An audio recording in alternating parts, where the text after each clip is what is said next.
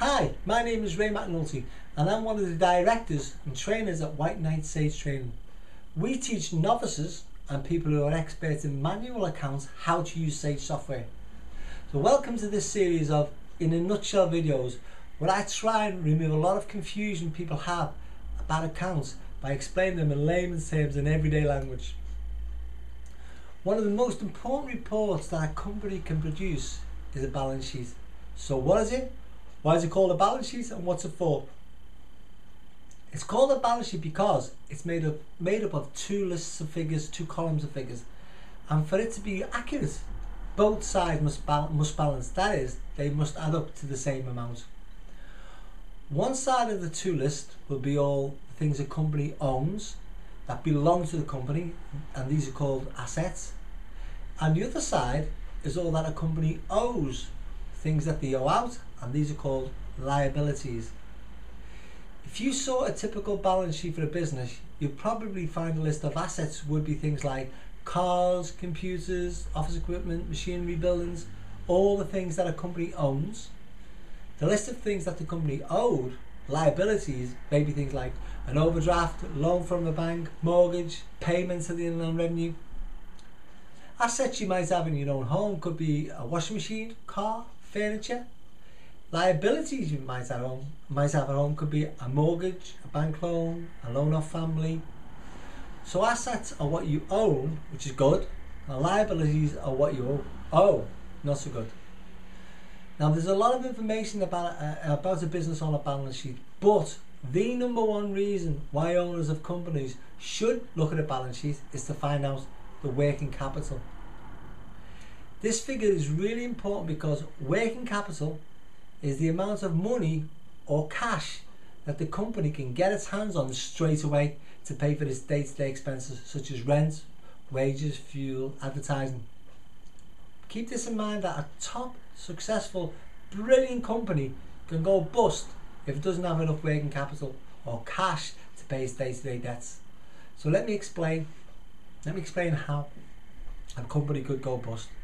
Imagine you've got your own business and you sold an awful lot of computers. You sold at a massive profit for each one. Let's say you owed £100,000 by your credit customers. This means you sold the goods, but people haven't paid you yet. The business is doing really well and you made up, but you haven't actually got the money in yet. Now, a couple of companies who supply you with computers are going through a bad time and they need the cash quick, so they decide to ask you for all the money that you owe them. However, because your business is doing really well, you just bought a brand new delivery van. This was from the money that was in the bank, and now you don't have any cash to pay those debts. Now you're not really worried because you've got loads of money out there waiting to come in, so you tell your suppliers that you can't afford to pay them just yet. At the back of your mind, you think, oh, it's just a case of stalling them until you've contacted all those customers. The suppliers who've asked you for the money start talking to other suppliers, and the word gets round that you're struggling to pay your debts. They don't know you made all these sales. This makes all your other suppliers really nervous. Before you know it, they're all demanding the money you owe them because they think you might not pay.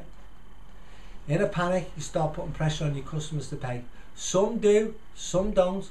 Some have gone out of business. Now you've got problems. So you've got liabilities, things that you owe of £50,000. You've got assets, things that you own of £100,000. Even if you can't turn these assets into ready cash, you could go bust, even though you've got the best computer shop on the high street. Okay, so what we just discussed is working capital. Another way of saying it is cash flow. The facility of having cash as and when you need it is the lifeblood of your company. Without it, successful companies do go bust.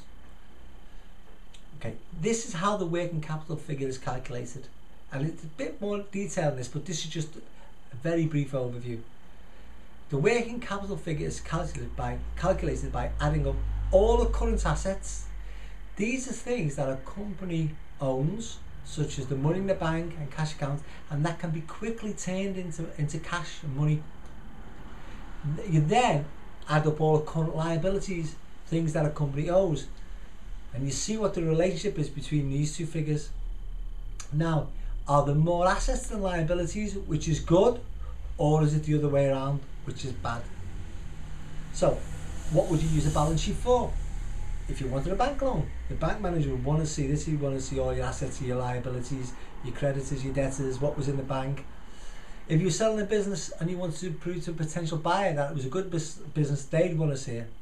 But there's lots of information in a balance sheet, and you probably need training on to actually interpret specifically for your business.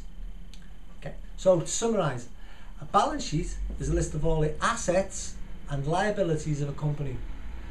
Assets are all the things a company owns, such as cars, buildings, office furniture. Liabilities are all the things that a company owes, things like bank loan, credit cards, mortgages.